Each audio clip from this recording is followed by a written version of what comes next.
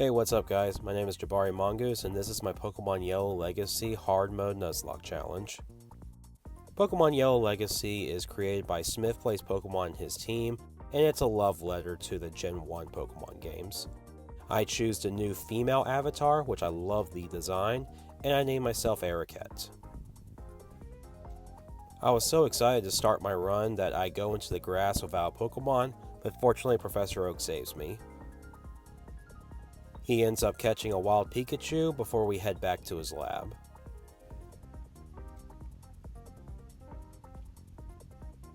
Back at the lab, he clearly shows favoritism over us over his grandson Adam, as we get to pick our starter Pokemon, which is this Eevee over here. However, Adam shows that he is a D-bag, and he completely pushes us out of the way to get the Eevee himself. But it's okay, because Professor Oak decides to give us the Pikachu that he caught earlier. And I'm still going to be nicknaming Pokemon after followers and subscribers, so this guy is named Kingpin, and I can tell he's going to take over the entire Kanto region. Before I can do anything else, Adam challenges me to a Pokemon battle, and by Pokemon battle, I just use 3 Thunder Shocks and Kingpin knocks out Eevee. So, a good start to this run. I decide to go to the Pokemart in Viridian City, and I'm getting Professor Oak's parcel. Doing so gets me the Pokedex as well as some Pokeballs, so the run officially begins. Adam boasts how he's going to get a town map, but his sister won't let me borrow it, but clearly his sister likes me more, so I get a town map anyway, so suck it, Adam. Okay, now it's time to catch some Pokemon. First encounter on Route 1 is a Pidgey. We catch him no problem, and I name it a Bexel.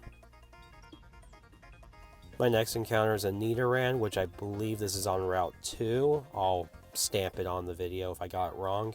I catch this guy and name him Sean. This is going to be good because I need some answers to Brock's Rock-type Pokemon. My next encounter is on Viridian Forest, and it's a Caterpie. This guy looks like a big, strong bug type, so after catching him, I name him Andre. I freaking love that nickname. My last encounter before my rival fight, I believe this is Route like 22 or something. Again, I'll stamp it on the video. But it's a Mankey, which is great. Nidoran, Mankey, and then also having a Butterfree. I feel pretty good going up against Brock. So catching this guy, and I nickname him Gasms. Next is the second rival fight. I definitely wanted to do this one because I want to fight his Jolteon team at the end of the game. So right here he leads off with a Spearow, and Kingpin with some Thunder Shocks and a Quick Attack gets the knockout really easy. Right here I continue on the assault with Thunder Shock, and Eevee goes for a Tail Whip. So right here I switch into Gasms, which the Eevee is going for a Sand Attack, and I'm not hitting my low kicks. So after getting a defense drop, I go back into Kingpin. And I stay in after being Tail Whipped so I can get a Thunder Wave off. And right here, it's just switching it back into Gasms. And just gonna have to go through the defense drops. Doesn't look like it's attacking, but one low kick secures the win. Next, it's going through Viridian Forest, finding the bug catchers, and getting to Pewter City. And after one of my fights, Andre went from being a Metapod to now into a Butterfree. So this is great. He's going to learn Confusion, which is really good against Brock's especially weak rock types. But before we get to Pewter City, we have to fight one more bug catcher. And this is a reference to the anime. This is the bug catcher in Viridian Forest that has a Pinsir and a Metapod. So right here it goes for a Harden and then a Focus Energy. And the thing is, I didn't heal my Pokemon because I did not know if Smith Place was going to add this trainer or not. And I should have expected that he did. So I have a very weak Butterfree that could have been helpful. But right here I go into Kingpin, who sets up the Thunder Wave and then is able to get some Thunder Shocks in. And I am just very lucky that he didn't go for another Vice Grip there, because I could have lost Kingpin right here. And then after that, it's just his Metapod, which doesn't have anything other than Harden, I'm pretty sure. And we win. But that was really freaking scary. Oh boy. And honestly, after that, nothing really exciting happened. Just some training, fighting Brock's one gym trainer, and then now it's time to fight him.